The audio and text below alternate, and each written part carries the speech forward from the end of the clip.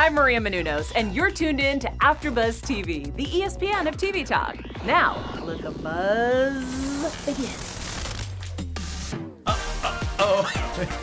It's the Legends of Tomorrow after show. Dave Child is here. Now we are complete. Yeah. Hey everybody, welcome to Legends of Tomorrow after show. Breaking down every episode of Legends of Tomorrow, airing Tuesday nights there on the CW. I'm Frank Moran. I'm Dave Child. And I am Lauren B. Look at that, reunited, and it feels so good. Dave Child is back. Our circle is not complete for the season, everyone. So, folks, we'll be breaking down this episode. We'll do our segment, as always, what's your beef?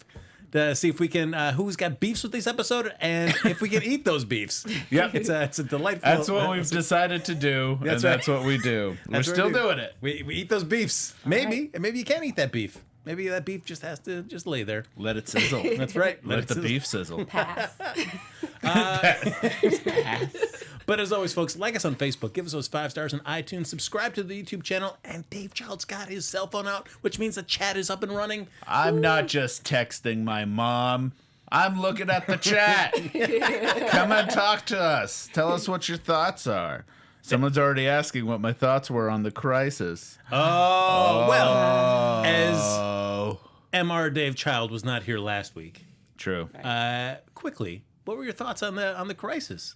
I thought Yes? it was a little bit of a mess. Hey, all right. I enjoyed a lot of the cutting away to meeting all these people from all these different fan things, like even that Birds of Prey show from way back, Yes. Smallville, all that stuff was really fun. I just kind of wish there was a bit more of a story involved the whole time. But I had fun watching it, so I'm not really complaining. I just was... It was weird. Well, all right, I'll ask you, would you rather have watched this 5-part miniseries without the Ashley Scott cameo, without the Burt Ward cameo, without the Robert Wool cameo, and have a better concluding fight scene with the Anti-Monitor at the end of the last episode? No, I mean, I don't think it should be a choice. I think you should be able to have both. You should kind of have Yeah, but in a world where we have budgets and you have to make those decisions. Then I would rather have the cameos, maybe. Okay. But, All right. Certainly that's what they faced. Listen, I'm really excited for the Gleek spinoff show, because the one thing everyone was watching, they were like, but what about the Super Friends? We need a reference to the 70s Super Friends. And man, we got it. So it's going to be great. Well, this week, speaking of crisis, we are dealing with the ramifications. Yes. I do want to say, Lay it on us. because this is Legends connected, best cameo was the giant Bebo. A giant Bebo being in the crisis made me very happy, because it felt like that was very true to the Legends world, and it was a nice nod to show what the Legends world is like compared to the rest of the super serious superhero shows. Yeah, but a retro beef from last week. God, Frank. It took him so long to figure out that Bebo didn't exist after they tried. Well, one, why they Supergirl needed anybody's help to pull that I cord. know. Like Supergirl needed all 3 of the other people on there pulling with her. Come on now. She's doing it. Listen, what that was it showed the sexism inside those characters to think that they needed to pull it. And what Supergirl was doing was being kind enough not to be like, I think we got this. So, that was all mental stuff. And also, Bebo was knocking over things. It just took until they tried to pull it to say that it was there. It was just made of goo. Sure. Okay. So I believe I ate that. Just that was our little appetizer for what I had. Right. I know, Lauren. I know you were very excited. Yeah. This is what I've gotten myself into. The show. Oh no. I'm taking it all in. One thing on the chat, Rabner28, good to see you back, by the way. They did what I've always wanted, having Arrow characters react to Legend situations, which was kind of nice. True. That's what it was. Well, this episode is our full real start to the season here, as Lauren and I were talking last week. Right. Our season premiere was just kind of wrapping up our coda to Crisis. Season episode 2, though, Meet the Legends, kicks this season into full gear for season 5. And we see the Legends kind of dealing with the repercussions of season 4. They're now famous. They're now rock stars, so to speak, while Sara is dealing with the ramifications of what happened with Crisis.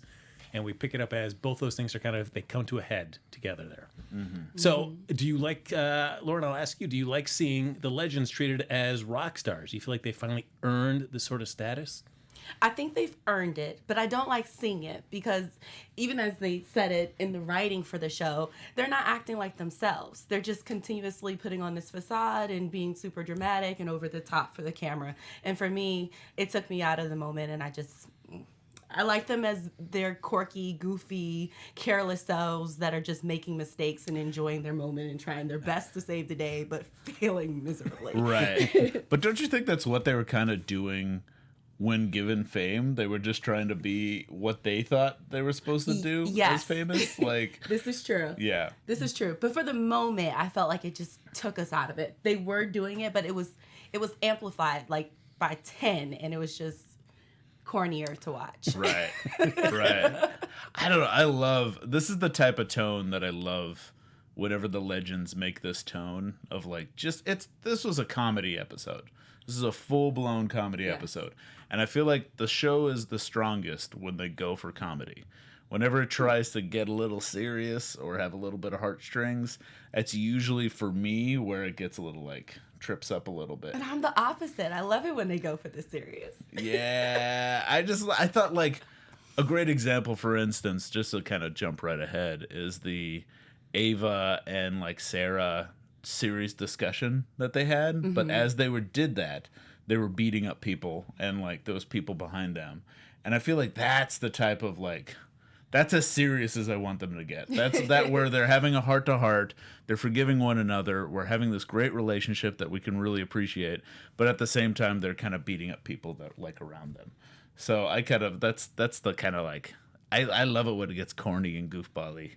Well, I mean, I feel like I can see where you're coming from, Dave. And I think I enjoy that too. But I also need those moments of, we need to ground it in some sort of believability, at least for a moment. Unless you're saying this is completely, if you're going to say, this is a sitcom now. This is no longer a action-adventure TV show. It's like, so then I need just at least a little bit of like, okay, this is a semblance of a real human being would react in these circumstances. So when they give me a little bit of that, I'm fine. Give me all the other stuff. But I just need just a moment at least. Do you think they didn't do that this time around? Yeah. Like, they had it so, like, like, for instance, Nate. Let's look at Nate. Yes. He became, like, this, cover model. But he's, like, an attractive guy. So I feel like if he became famous suddenly and he had, like, an amusement park, he would try to be that, like, oh, hi, how's it going? Like, have the that whole fake suaveness. Yeah, suaveness, and be like, and he'll take those photos and he'll do all that stuff, and that kind of felt like it was real to the character, at least, like this goofy character. Is it real to you, Dave? When you blow up after this film you're working on right now, when it blows up and it goes global, will you be able to keep any semblance of yourself, or are you going to lose you? No, you're going to lose me entirely. I'm going to just be like gone in the fame of the world. It's going to be lost. I'm going to be lost. You won't recognize me whatsoever. I'll get skinny. I'll get that famous skinny. That happens when fat guys become famous. Like Jonah Hill? Oh, yeah. Yes. I'm going to be like Jonah Hill skinny. You just wait. I'll be Ron Funches, Jonah Hill skinny, just all over the place. It'll be great. Well, we also get to meet our new legend. We saw him at the tail end of season 4. Zari's brother, who in the original timeline had died, and that's how she got the totem to control air. But now we see Bayrod is now part of the legends in this new timeline now that Hayworld has changed history. So we were first meeting Bayrod for the first time. What did you think, Lauren? There's a lot going on with this new timeline, and I'm not quite sure if I'm ready to accept everybody for who they are in these moments. Already judging. I already got beef. Yeah, so I'm gonna leave it at that for right now. Oh, all right. Oh. Is this? Do you have more to say on this? Because if it's a beef, we'll save it. Not at beef this time. All right. Okay, this is a potential beef. Okay, still a cow. That's not yet beef. I thought it was great how much I liked him. I thought he was like a guy. I've seen shows do this before. There's been references to like, this feels like Buffy's sister or something in the initial, where you have one episode where no one is really acknowledging the fact that this person has changed and that this is a new character because the whole like reality has changed. And it also reminds me of like Rick and Morty, the Mr. Poo Poo Pants or whatever his name is. Anyways, if you watch that show, you'll know kind of what I'm talking about. But there's one episode where it's, again, reality's changing around, so they all think like, and they all talk to this one character like he's always been there. So I like that we've just met him, but we already feel like we know him as a person, and we already kind of have a sense of who he is. He's a stoner. He's like another bro in the bro pack, and he's instantly bonded with he's instantly broed it out with the two other bros. And I just I like his vibe, and I think that's a good move because we know this guy is maybe somewhat temporary, and we know he's replaced someone we already like. So making him kind of a douchebag or something makes it so you don't want him to stay around. I think this makes it more complicated. I would agree, because I feel like that's the easy way out for a show to like, we're going to make this guy bad. So you're just rooting for Zari to come back. And you're like, all right, we got to get Zari back, and you don't care about him. But I agree with you, Dave. That's one thing I did like, is that they made him so easily fit in to this team. Yeah. And he feels lived in amongst the team. So you're like, all right, cool. I mean, so that way, whenever Zari does come back, and we know she will at some point, it's going to make whatever decisions need to be made between Bayrod and Zari all that more hard to make, and maybe more tragic for that story, just because you've become invested in him. Right. And it did take me a little bit to remember that it was the stuff that happened on Hayworld that made him like who he is now, because we're also coming from the Crisis, which put a lot of changes into the world itself. Right. Like afterwards. So I just thought like, oh, okay, are they famous now because of Crisis? Is this new guy there because of Crisis? And it took me, because there's two things that changed history and changed reality. Kind of like the same time. Yeah. And the same moment for us. And I feel like maybe that just happened because like it just happened by coincidence, really. Just these two writing things happened. But like it did take me a moment to kind of adjust, because, there's characters that have come back from the dead on other of these episodes. Like, so it's good to kind of like figure out what's going on and spend an episode kind of reintroducing us to the team. And this was a good way of doing it, having this fake reality show. True, because I mean they did wait until the winter to do the new season, as opposed to starting it up back in October with everybody else. If they'd done that, by the time Crisis happened, I don't think we'd have those same kind of things that you had, Dave, where it's like, wait, this is a big time change, as well as a whole big universe-altering change coming right on top of each other. Right. I'm curious about, where do you think, who are going to be our legends this season? Because it's kind of, we just had, this episode begins with Charlie leaving. Right. But is Charlie leaving just for like this episode and then coming back? And also we have Mona leaving at the end of the episode. And it feels like that's a bit more permanent. They might go to Mona for like special episodes, but it feels like she's mostly not going to be on the show anymore. From what I was reading, Mona's going to be kind of a reoccurring character this season. Oh, okay. But I didn't see anything about Charlie in terms of she's leaving the show at all. Not so. For that, I'm going to have to assume that she is still going to be around, and it was just she just took off this episode, and she'll be back. Yeah, which personally I don't mind, because a big fault for this show is that there's so many good characters, and it's kind of hard to find like a story for each one of them. So I feel like they should have the freedom to let some characters come and go depending on the episode. Lauren, I'll ask you this, because we didn't get a chance to really talk about this last week, because we're in full throes of Legends. I'm not a huge fan of the Charlie character, just because I feel like there's not really much going on with her. Not much story. I mean, it's a chance to give an actor that the show really loves another role to play. Right. But in terms of the character itself, I don't think there's much to it. So for me, if they did write her off the episode, the rest of the season, I'd be fine with it. But it looks like they're not. How do you feel about Charlie? Charlie is originally I loved Charlie because it was a totally different side to this actress, and you were able to see her really dive into like this accent and put on different characters within this new character. And I love being able to see those different like arcs of her talent. However, now I feel like Charlie is becoming a little dead and stagnant, and I'm waiting to see, okay, what's happening next with Charlie. Like, we know that she lost her powers, now she got her powers, and now we're just like, okay, are you now going to be free? Because ultimately, the only thing that was holding you there was the fact that you didn't have your freedom. Like, they were keeping you from having your powers. And then you decided, like, hey, this is a good spot for me. I do want to help. You kind of joined that hero wave. So now I feel like it's up in the air with the writers as to whether or not that Charlie character is going to continue to be good.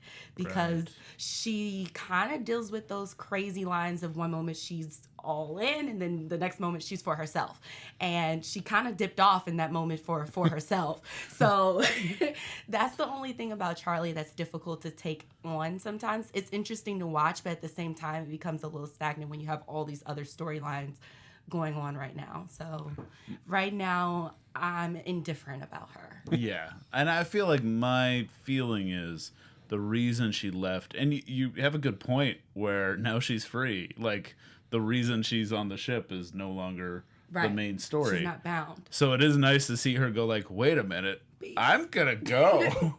But if she does come back, my hope is that she comes back somehow carrying more character development with her. Like, I feel like something will be revealed, something would happen that gives us more of an insight into who this person is. Yes. So, well, the crux of this whole season seems to be that the long talked about character Astra from the Constantine show,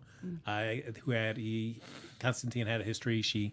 He lost her soul to hell, so finally got reunited last season, and she's been abandoned so long that she's embraced hell and decided to take it over, and now she's releasing all these evil souls back onto Earth, and they decide on the name Encores.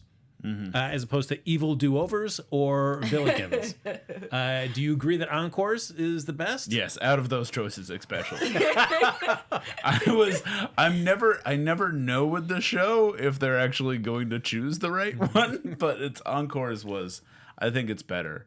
It's interesting to start with Rasputin because that feels like they could have had an episode where Rasputin just has the power to come back from the dead. And that would just be his power because he's a famous guy who's like known for that. Also, I will say something I think they missed in this episode. If you're bringing Rasputin into it, he was famously drunk all the time. Like, he was constantly drunk and fornicating left and right. So I feel like what they should have done is had him party with McRory a little bit. And I think they missed out on a party scene with McRory and Rasputin just becoming the best of friends over drinks. But That's true. it was still good. I just like, if someone's coming back from if the running thing are people who come back from the dead, I'm also curious to see, they're not going to put everyone in a jar. They're not going to put everyone into, like, have Adam explode every single person, because that would be that would be like a traumatizing season. Yeah. So I'm curious. I think what's going to happen with Constantine is he's going to get some sort of trick in order to kind of bring them right back to hell. So I'm curious about that. I do like something about this episode is that we got to see everyone use their powers and abilities really well. I feel like there was some good fight scenes and people actually used their powers. Yeah, because they were being selfish. What? How so? Well, they were all, like, no one was working together. They never work together. But this was, like, worse than normal. Right, they were right, all, right. like, in for them. Like, normally, I mean, they still had good intentions and their hearts were in the right place. But at this time, it was like, my way is going to work. No, my way is going to work. My way is going to work. And it was just extra. And I think that played upon the whole theme of them being in a documentary and it being very televised and different things of that nature, which was cute to the tone of the show. But yeah, right. That's why we were able to see everyone's powers work extremely well and have their strengths shine, because they were in it for themselves individually. Well, it's only when they got together that the powers really actually used, like when they finally teamed up at the end. A little bit. Right. Yeah, a little bit. But I feel like those individual moments, it was like them trying their hardest to be the best version of themselves and epically failing. So, yeah. Okay. You know, speaking of the documentary crew, I mean, because this is a time-old TV trope of having a documentary crew come into a TV show and kind of upends the way that they film that episode. Usually it'll be a lot of, kind of confessional setting type shots. And you get to see, it's interesting to see a show kind of shot from a different vantage point. Yes. But I felt like this one, I don't know, I the way they could blend, it was tough to see what's really on camera and what is supposed to be kind of off camera in this episode. I don't know. Personally, I think sometimes when they introduce the idea of a documentary crew and have the whole thing shot from a documentary crew, I think it falls into the trap of getting stuck in that medium and wanting to shoot it kind of in that medium the entire time. I like that they did it, but they also came up with ways that it's like, okay, well, we could see him get tiny because we put a little camera on his face. So that was a cool effect, and I feel like it was cool to see it from that vantage point. And also they did stuff like during the big fight scene, one camera guy broke his camera. So every now and then when it went to that camera, it was always broken. That was a cool effect. Yeah, but at the same time, I don't need it to be like really officed out. I didn't need it to be like full on The Office. Like I kind of like this. This is more of the Modern Family in the middle sort of sense to it. Are you gonna go full Office or are you gonna go Modern Family? And I kind of like the Modern Family aspect because they didn't believe it. We have had a lot of people. I know this is in the chat a little bit ago, but it made me want to bring this up. A lot of people are asking about Ryan Cho, who was introduced in the Crisis, and we do know from comic books that he becomes, I guess maybe a little bit of a spoiler, but he does become the Atom after Ray Palmer. Sorry, what have you done? I'm sorry. Oh, come on, we talked about it last week. So is Brandon Routh thinking about leaving the show? He is leaving sometime about the mid of the season. He's going to be gone. Okay. He and his wife are leaving the show. Right. So maybe we might have him join the Legends. Yeah, it is interesting because I've not seen where his next landing stop is in terms of these TV shows. Now that they're all on one Earth, it could be any of them, so to speak. But it would seem the obvious one would be to take over for Ray as their new kind of tech expert / shrinking dude. But they've not said like, oh yeah, Ryan's coming. He's going to be on the Legends now. So I'm waiting for that announcement. I feel like he's also got a family, so it's harder to see him wanting to travel around time and space when he's got like a newborn and a family. And his first instinct was, oh, the world's about to end. I'm gonna hang out with my family, which is great, and you're happy to see it. But to have that person turn into, you know what, I'm gonna leave my family and hang out with these clowns would be a bit of a shift. So I'm curious to see how they do it. No, I would agree on that because I feel like they stack the deck too much to feel like, oh yeah, he can just go off on these time crazy adventures unless they pull the thing where it's, well, we're in a time ship. We can come back to the exact moment we left and you won't have missed anything, Ryan. Right. Sure. That's not how it works. Okay, yeah. I feel like we have a little bit of time on him because my curiosity is, okay, they're all on one Earth now, but are we going to figure out a way to kind of get more of the multi-universe back? And if they decide to go that route, that kind of gives him a little bit more time to develop in whichever world he'll end up in. That's true. Then cross over maybe in a time jump or something of that nature, which if I would say he wouldn't probably come in until like the very, very end of the season, early next season, since we know that we're getting picked up. I would expect him to make that crossover towards the next season if they want to play with the multiverse a little bit. Yeah, all right. I also wouldn't mind seeing Wally back. Oh, That'd me be great. too. Yeah. I know he's got his music career going on, but it would be great, at least even for a little bit, if you wanted to officially kind of say like, man, guess I'm retiring from the superhero biz. Yeah. I'm cool. Folks, I think it's time for, as we're wrapping up here, we have minutes left, but we got to do, what's the beef? Here's the beef. Where's the beef? What's the beef? It's the commercial. Where's the beef? It's our segment. Where's the beef? Where's the beef? Oh, cute. Okay, so There you go. Frank, Yes. let me ask you a very important Lay it question. on me. What's your beef? My beef is, so we start off the episode with like, hey, the legends have gone on to fame and fortune. Look at them. They're doing TV commercials in Japan. They're hosting, they're presenting at the Oscars. What always bums me out on TV shows that do this, like they've gone to fame and fortune. When they do like big events that we have a very good knowledge of what it looks and feels like the Oscars.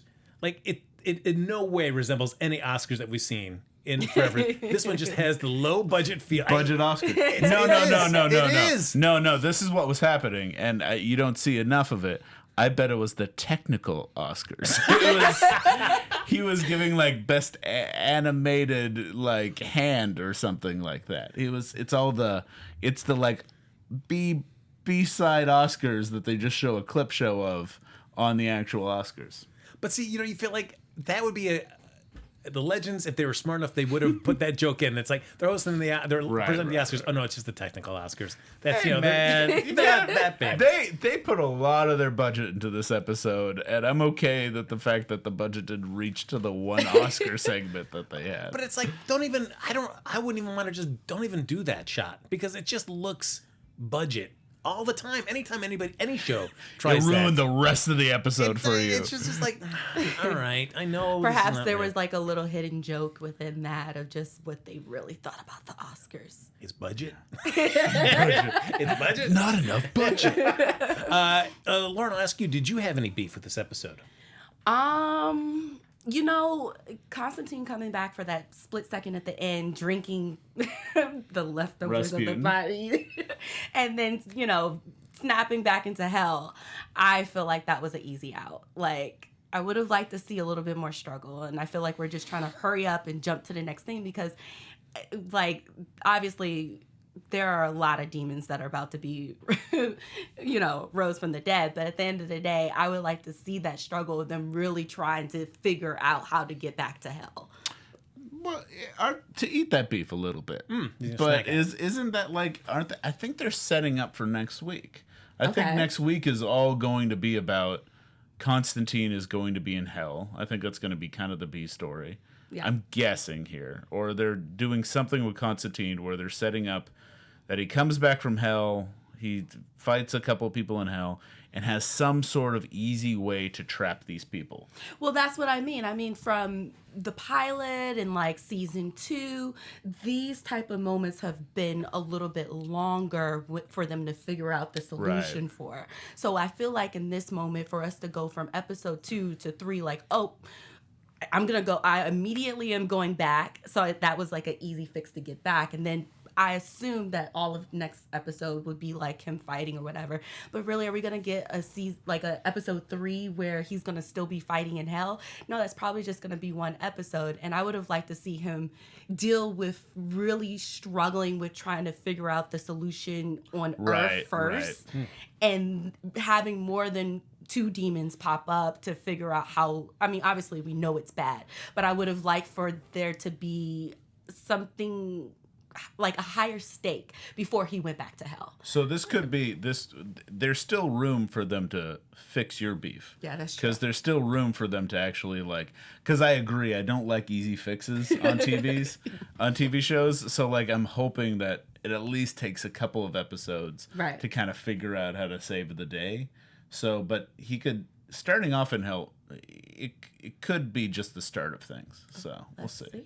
And Mr. Dave Child, do you have a beef? Oh, what's my beef?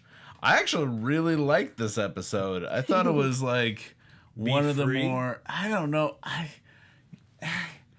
just because it was so silly and goofy, and it just made me smile the entire episode. And I feel like often, especially coming out of Crisis, for me, it was kind of a big sigh of relief. I kind of just felt like the Crisis was just, oh, this is terrible. I gotta sacrifice myself. I can't explain exactly how I'm sacrificing myself. Also, I'm gonna do it 3 times. I just felt like it was all this fake kind of drama, and it was nice to just go back to these people I liked, having fun. The only thing I kind of will miss, I guess my only beef would be the fact that Rory's going to stop writing romance books. I feel like Yeah.